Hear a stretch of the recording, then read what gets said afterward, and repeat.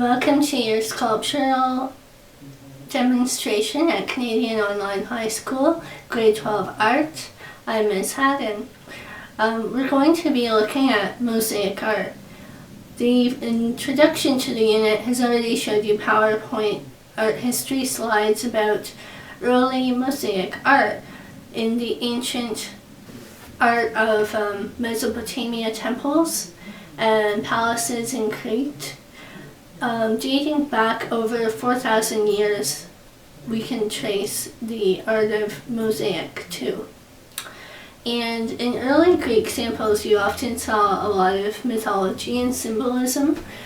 So if there was a dolphin depicted in the slideshow, if you recall, it was really a representation of Poseidon and their different culture. And you'll see that a lot in the art we've studied this year, just that it represents the artist's or the culture, society's values, its beliefs, and its real intrinsic value is that you can relate to the society, understand it a little bit more, and where the artist is going with it by looking at these samples. So mosaic art is basically tiled sculpture that is all put together in a whole to create a beautiful piece of artwork. And the motifs, the designs and patterns can be made using glass, clay, colorful stones, jewelry has often been used in history, and shells even. They formed walls and floors, and they can be mounted, such as we're building today. So we're going to build it out of clay and mount it onto a clay slab. And so for our purposes, we're going to look at 4 steps in doing that. And the first one would be cutting the tile into little pieces. So we're going to cut the clay using just a blade that's very dull and a rolling pin, if you have one, to roll it about an inch thick. And we're going to need a board to roll it out onto. After the shapes are all cut out, you're going to need to paint each piece separately and then let it completely cure and dry. So leaving it a few hours to even overnight, and then start assembling it as your shape the next day. The clay base will be what you're putting those top clay tiles on. And when you do that step, you're going to want a nice flat clay base, and then put the clay tiles on top, press down onto the clay so that it sets into the clay base. And then we're going to let that set overnight as well, and not work on that again until the next day. So what you would have is your colored tiles out of clay pushed into a clay base, and the last step would be to seal it with white glue. The white glue not only protects it, it seals it, it tightens the bond, but it also gives you a clear lacquer-like finish so that your paint will take on more of a shimmering effect and look even more professional than if you refuse to do that final step. So that's where we're heading with mosaic art sculpture. You can get your inspiration based on any design you come up with.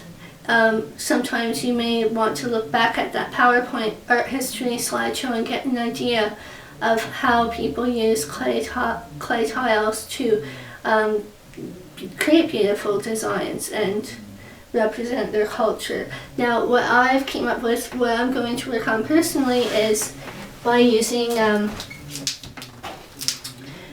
a quilt book. Now, even though quilts are made out of fabric, 3 layers of fabric in fact, textiles have amazing motifs.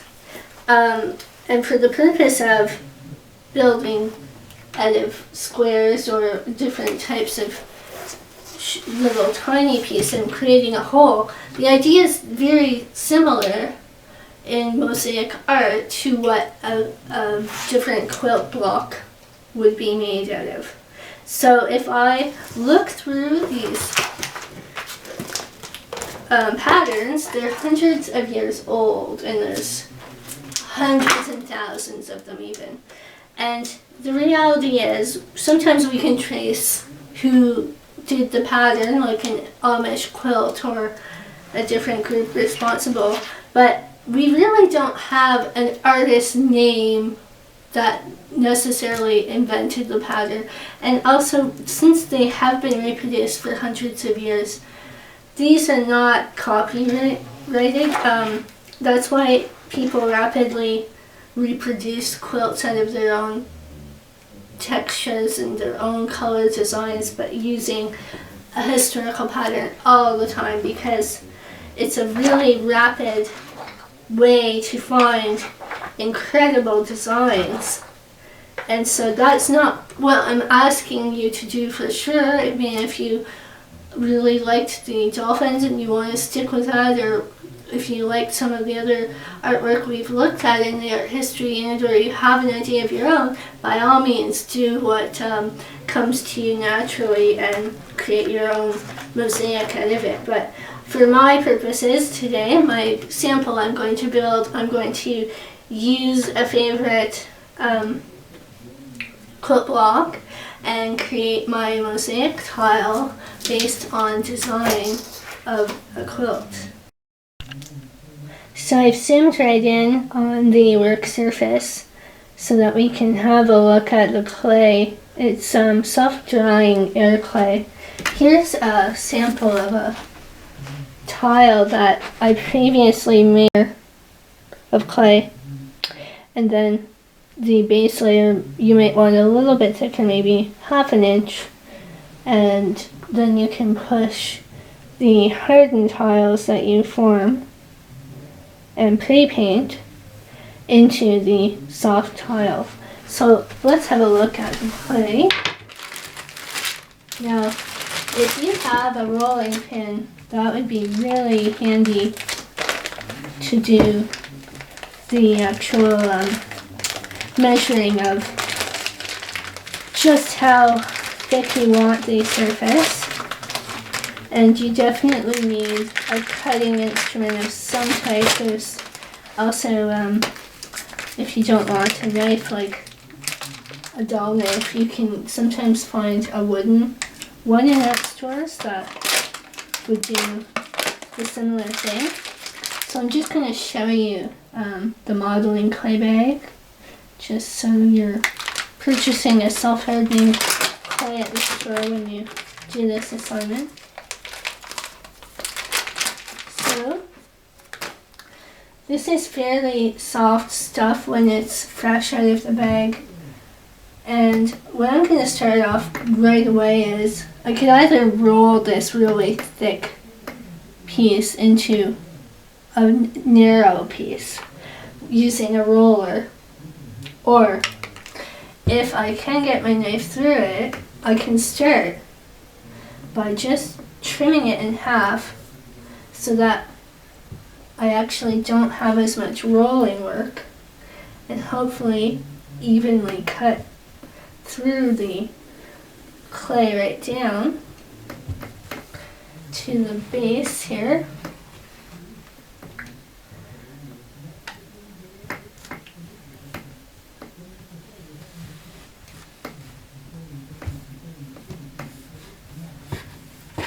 And have a big slab come off so that it's already closer to the thickness that I'm looking for, instead of rolling it out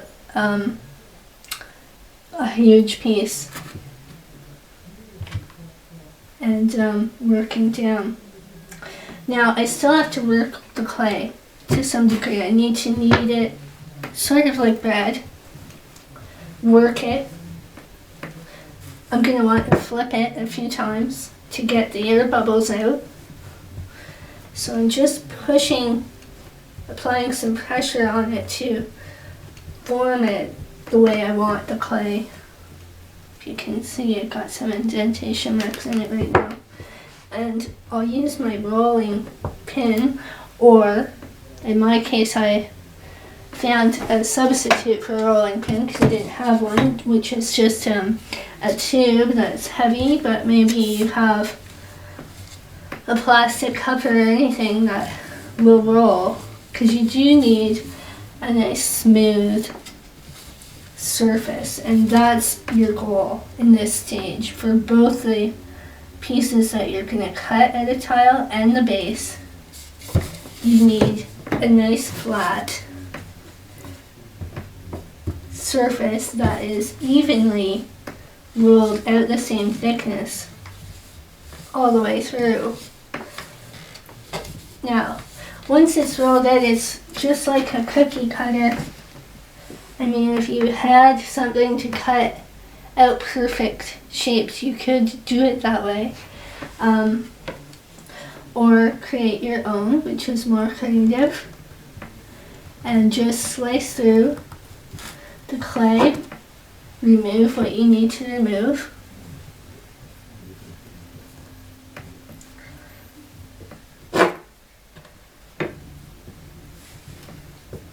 And I'm going to do mine quite uniform, my slabs of tile.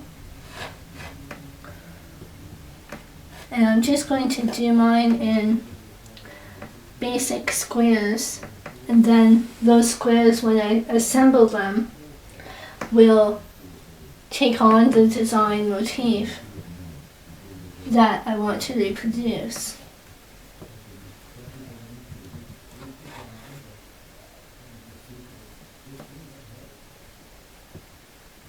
So I'm also using my fingers to mold that clay the shape I want it. And the reason that I asked for a flat blade is so that I have nice clean edges, not a serrated edge.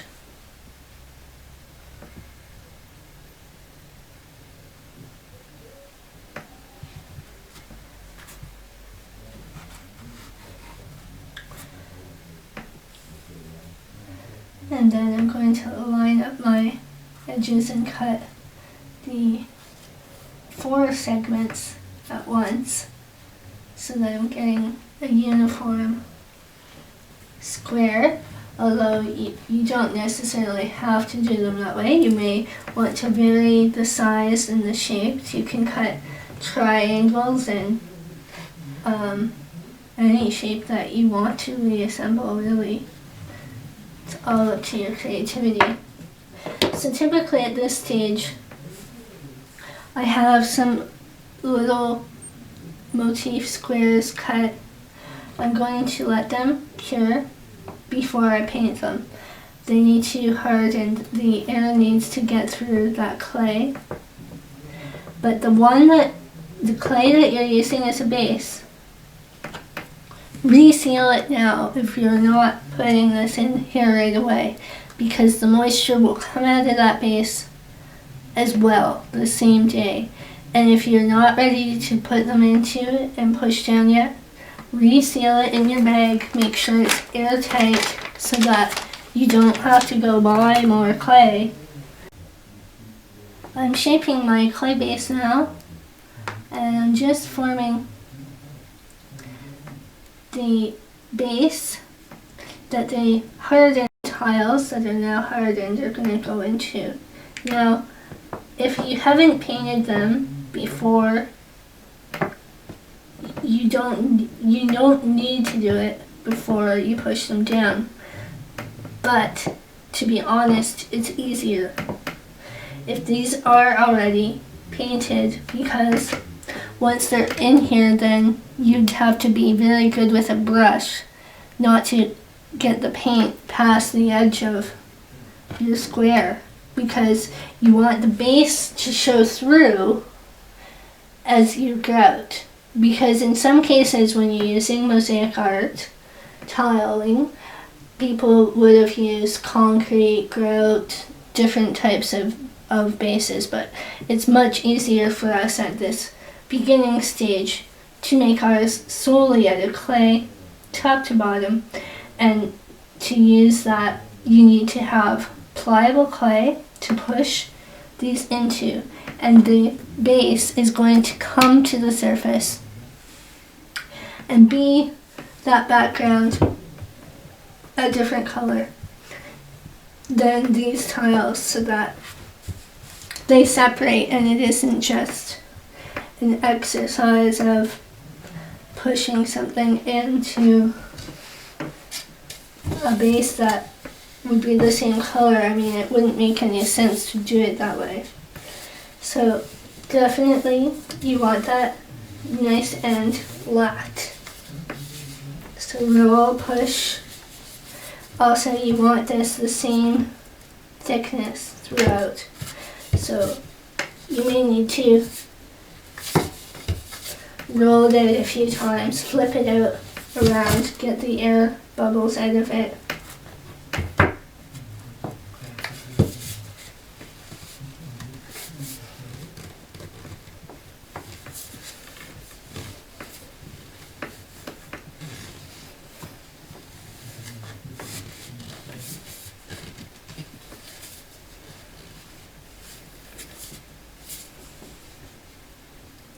So once you have a shape of a base that you like, you might need to do some trimming just like we did with the tile fence. And also you can smooth out the edges so that it isn't a sharp edge when it's dried.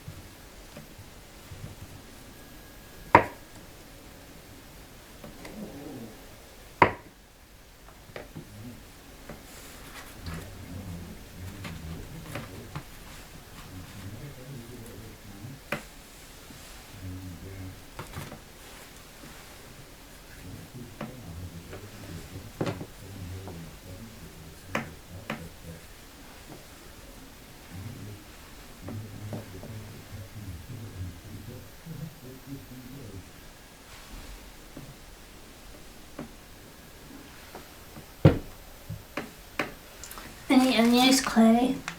The sooner you pack it up,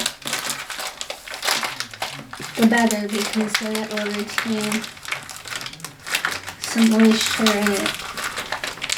If it dries out on you, it's not going to be any good to you. It's just going to cost you money.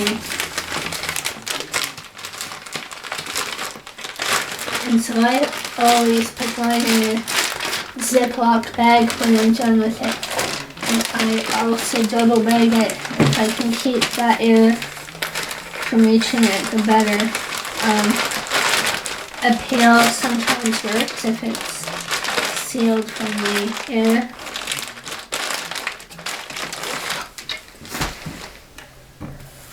So anyways, I'm going to, it's nice and soft still, but I'm just going to remove a little bit, very carefully, not to distort beyond where my tile would fit. And then I'm going to press my clay tiles down onto my base.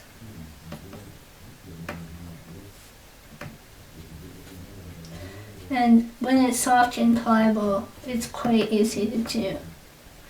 by removing it, it just helps me a little bit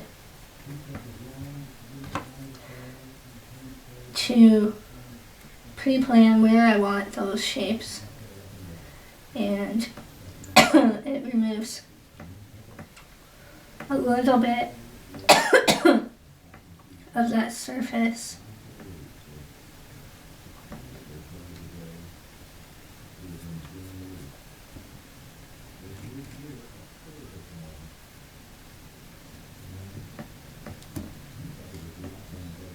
Don't cut too deep, because if you cut into the base of the bottom, you're not going to have a base at all to hold the piece together, so it's just going to work each one as you go along. You can really bend them if they're soft at all. Sometimes it's easier though to cut these when they're a little bit hard. Just if your clay is really soft, it sometimes is going to be a slightly easier cut when they start to get a little bit hard, that's all.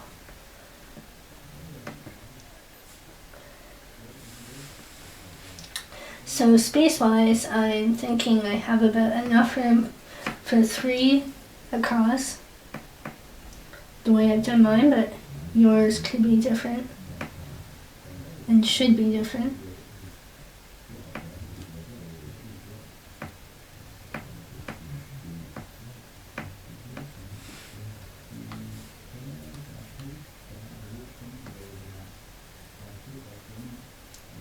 So remove some and add the motif to the front